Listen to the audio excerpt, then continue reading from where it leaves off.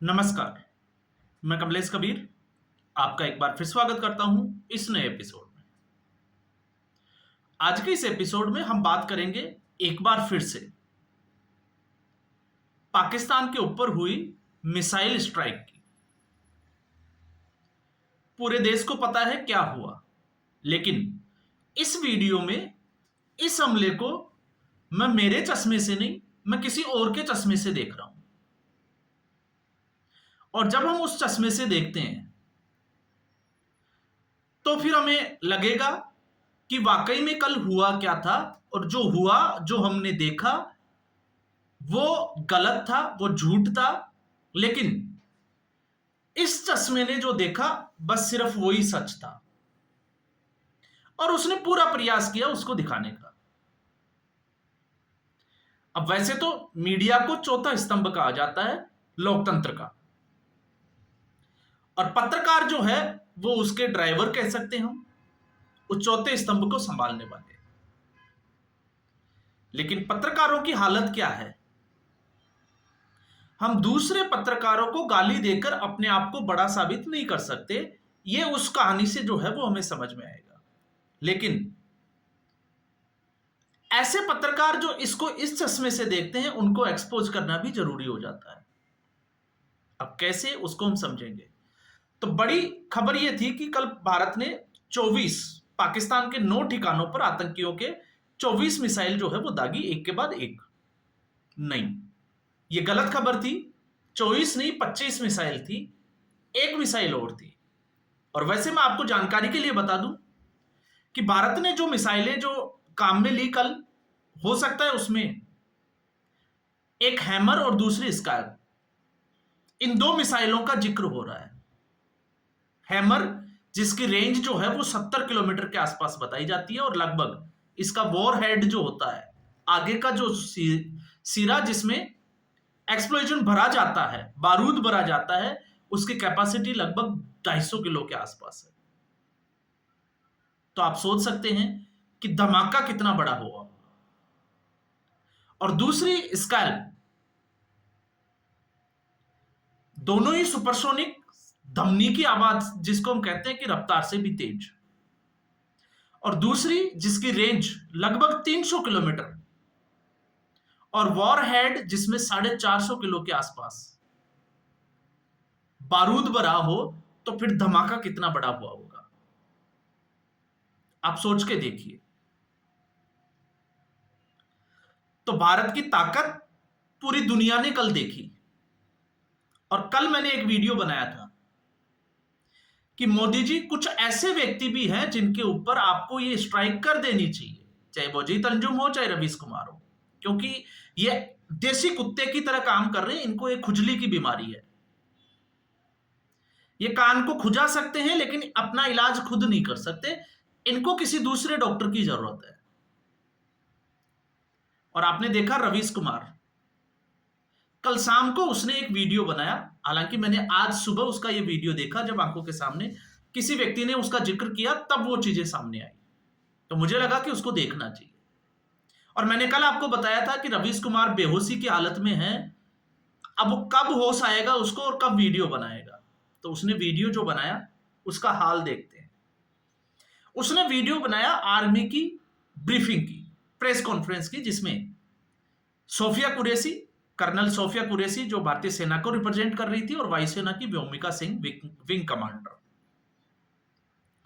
और रवीश कुमार का ये जो पूरा वीडियो था, ये गोदी मीडिया के ऊपर था। अब गोदी मीडिया में जिस तरीके की बातें कर रही थी, मतलब हम कह सकते हैं कि पहलगाम के हमले के बाद में देश के लोग जो है वो बड़े संवेदनशीलता के साथ और बड़ी भावुकता के साथ इससे जुड़े हुए थे, और इंतजार कर रहे थे कि पाकिस्तान के ऊपर कार्रवाई। और जब कार्रवाई हुई तो आपको पता होगा कि खुशी भी हुई होगी। और जाहिर सी बात है, ऐसी घटना के बाद भी खुशी होती है कि हाँ, हमने बदला ले लिया। तो इसमें क्या बुराई है, आप सोच के देखिए। लेकिन ये जो 25वीं मिसाइल जो गिरी थी, वो रवीश कुमार के ठिकाने पर गिरी थी। इसलिए रवीश कुमार जो है उसको होश में आने में बड़ा समय लगा। अब उसने एक जो सबसे बड़ी बात की कि भारतीय सेना जो है वो इस पूरी कार्रवाई को आतंकवाद की नजर से देखती है। तो सबसे पहले आपको पता होना चाहिए कि सेना जो है वो कभी भी खुलकर या फ्रंट फुट पर आकर ये थोड़ी बोलेगी कि हमने पाकिस्तान में यहां यहां बमबारी की। वो तो यही कहेगी कि आतंकवादी ठिकानों के ऊपर हमने जो है वो बमबारी की, मिसाइलें डाली है। क्योंकि आर्मी की जो भाषा होगी वो नपी तुली होगी। जो मैसेज देना चाहिए था वो मैसेज पाकिस्तान को दे दिया, और पाकिस्तान भी समझ गया, मुनीर भी समझ गया, शहबाज शरीफ भी समझ गया, और रवीश कुमार उसको समझने की कोशिश कर रहा है। क्यों कर रहा है? क्योंकि जब मैं ये कहता हूं कि एक मिसाइल रवीश कुमार के ठिकाने पर पड़ी है, तो इनके विचारों की दुकानें बंद हो गई। इनके भारत से ज्यादा जो सब्सक्राइबर्स और व्यूवर्स है वो तो पाकिस्तान से हैं, बांग्लादेश से हैं। तो आप सोच के देखिए, ये हमला पाकिस्तान पे तो था ही, ये रवीश कुमार के ऊपर भी था।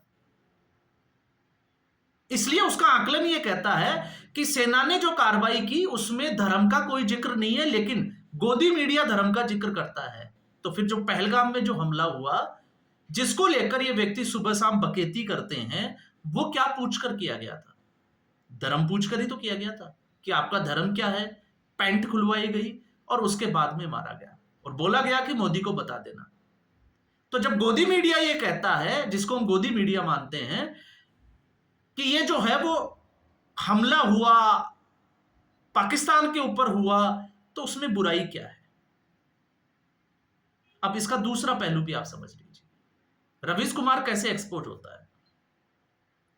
रवीश कुमार ने कहा कि ये हमला जो है वो सेना ये कह रही है कि आतंकवादी ठिकानों के ऊपर, आतंकवादियों के ऊपर हमला था, तो इसमें धर्म को बीच में नहीं लाना चाहिए। तो धर्म को बीच में कौन ला रहा है? और जब हम आतंकवादियों की बात करते हैं कि ये सेना जब ये कह रही है कि आतंकवादियों के ठिकानों पर हमला था, और रवीश कुमार गोदी मीडिया को ज्ञान देता है, तो रवीश कुमार ने वो जनाजा नहीं देखा जिस जनाजे में, क्योंकि अगर आतंकवादियों के ठिकानों के ऊपर हमला हुआ है तो जाहिर सी बात है आतंकवादी मारे गए होंगे। मसूद अजहर का खानदान जो है वो तबाह हुआ उसमें हमले में। तो फिर उस जनाजे में आर्मी क्या कर रही थी? पाकिस्तान की आर्मी और पाकिस्तान के आवाम का क्या रोल था उसमें? अब यह बात रवीश कुमार को समझ में नहीं आई। क्यों नहीं आई? क्योंकि ऐसे मंदबुद्धि लोग सिर्फ और सिर्फ नरेंद्र मोदी के विरोध में कुछ भी, किसी भी हद तक जा सकते हैं, सच्चाई से कोसों दूर भी जा सकते हैं। अब आप इनसे ये सवाल पूछिए कि सेना ने तो ये भी कहा था कि हमने सिर्फ आतंकवादी ठिकाने पर ही हमला किया था, तो फिर वहां पर पाकिस्तान की आर्मी उस जनाजे में क्या कर रही थी? एक। दूसरा, पाकिस्तान पर जो हमला 12 से 13 दिन तक लगातार सुरक्षा एजेंसियों से सवाल पूछना और नरेंद्र मोदी को गालियां देना। कल रवीश कुमार को भारतीय सेना पर गर्व हुआ। मोदी का तो उसने नाम नहीं लिया कि क्रेडिट दें, लेकिन उससे भी बड़ी बात कि पाकिस्तान पर जो हमला हुआ उससे दर्द हुआ। तो आप एक चीज सोचकर देखिए कि आतंकवादी ठिकाने जिनके ऊपर भारतीय सेना ने हमला किया वो आखिर पाकिस्तान में ही क्यों है? आप सोच के देखिए। जब आप इसको इस तरीके से देखना स्टार्ट करोगे तब आपको समझ में आएगा कि मांजरा है क्या। लगातार जो है वो अपने निजी फायदे के लिए जनता को बेवकूफ बनाया जाता है, लोगों को भ्रमित किया जाता है, लोग इन्फ्लुएंस हो जाते हैं। अब आपको समझ में आएगा कि ये स्टोरी जो है वो है क्या। और जब ये कहते हैं, इससे भी बड़ी बात, इसने उस प्रेस कॉन्फ्रेंस को जो भारतीय सेना की थी उसको डिकोड करने की कोशिश की, लेकिन इसने उसको डिकोड नहीं किया कि जो आतंकवादी मारे गए आतंकवादी ठिकानों पर, क्योंकि रवीश कुमार ये कहता है कि भारतीय सेना ने पाकिस्तान सेना के ऊपर हमला नहीं किया, तो फिर पाकिस्तान सेना ने उस जनाजे में जो आतंकवादी मारे गए उनके ताबूत के ऊपर पाकिस्तान का झंडा क्या कर रहा था? वो तो आतंकवादी थे ना। और रवीश कुमार को तो खुश होना चाहिए कि आतंकवादी मारे गए, फिर दर्द क्यों?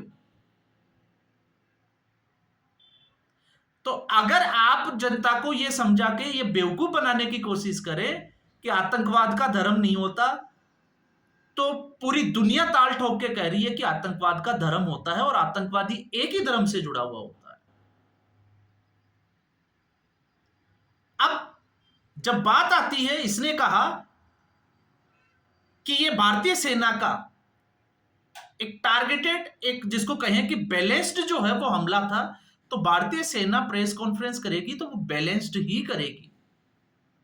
लेकिन उससे इतर जाकर आप सोचते हो तो इस हमले में भारतीय सेना ने 26/11 बकायदा, अगर आप देखोगे तो उसमें जो प्रेस कॉन्फ्रेंस थी, अब रवीश कुमार को पता नहीं उसका पता चला या फिर उसने जानबूझकर छिपाने की कोशिश की कि 26/11 के हमले के जिम्मेदार जो आतंकवादी थे, डेविड हेडली और कसाब, उन दोनों की जो ट्रेनिंग जिस मरकज में हुई थी, भारतीय सेना ने 26/11 का हमला जो था उसका भी बदला लिया।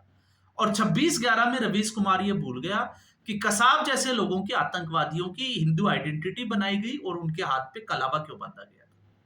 तो वो किसकी तरफ इशारा करता था, तब इसका जो है वो धर्म बीच में नहीं आता। तो एक तरफा न्यूज कौन फैला रहा है इस देश में, वो आप समझ सकते हैं। और फिर उसके बाद में इस मंदबुद्धि को एक बात, जो बड़ी बात जो थी वो समझ में नहीं आई। इसको सोफिया कुरैशी मुस्लिम नजर आ रही है, इसको व्योमिका सिंह दूसरे धर्म से, और इसका मानना यह है कि एक बैलेंस्ड स्ट्राइक थी। और फिर यह सवाल खड़ा करता है ऑपरेशन सिंदूर के उस नाम से भी। क्यों? क्योंकि एक जिसको हम कहते हैं कि एक खबर आई कि ऑपरेशन सिंदूर जो नाम दिया गया वो प्रधानमंत्री नरेंद्र मोदी ने दिया, इसलिए इस व्यक्ति को उस बात से जो है वो चिढ़ हुई कि आपको कैसे पता कि ऑपरेशन सिंदूर जो है वो नरेंद्र मोदी ने दिया। तो आतंकवादी तो खुद बोलकर गए थे कि मोदी को बता देना, और मोदी ने क्या किया, किस तरीके से तुम जैसे लोगों को बेवकूफ बनाया वो पूरे देश ने देखा। देश की जनता को भरोसा था कि हमला करेगा, हमला हुआ। और अभी भी आप देखिए पाकिस्तान के हालात क्या है। जब हम वीडियो बना रहे हैं तो सुबह खबर आई थी कि लाहौर जो है वो दहल रहा है, वहां पे सीरियल ब्लास्ट हो रहे हैं। ये पाकिस्तान के हालात है। लेकिन रवीश कुमार को एक बात जो है वो इस प्रेस कॉन्फ्रेंस की और मैं बता देता हूं, जो शायद उसके पकड़ में नहीं आई। व्योमिका सिंह जो एयरफोर्स को रिप्रेजेंट कर रही थी और सोफिया कुरैशी थल सेना को, लेकिन इन्होंने तो यह भी कहा था, विक्रम मिश्री ने, कि यह तीनों सेनाओं का एक संयुक्त ऑपरेशन था। अब तीनों सेनाओं में नेवी भी तो थी। अब आपने नेवी के बारे में तो कुछ बोला ही नहीं। क्यों नहीं बोला? क्योंकि आप जिसको कहते हैं ना मोदी विरोध में अंधे हो, आपको ये चीजें दिखाई नहीं देती। तो वायुसेना, थल सेना, और आपको मैंने एक वीडियो बनाया था उसमें कहा था कि खबर यह है कि आईएनएस विक्रांत जो है वो अरेबियन सी में उस तरफ गया हुआ है। और आईएनएस विक्रांत जब जाता है तो कितना लाव लश्कर और क्या क्या चीजें उसके साथ में जाती है, मैं चाहता हूं आप गूगल पे सर्च करें। कितने सबमरीन जाते होंगे, कितना गोला बारूद जाता होगा, कितनी जो है वो मिसाइलें जाती होगी। और उससे भी बड़ा, आईएनएस विक्रांत जाता है तो उसके ऊपर लड़ाकू विमान भी होते हैं।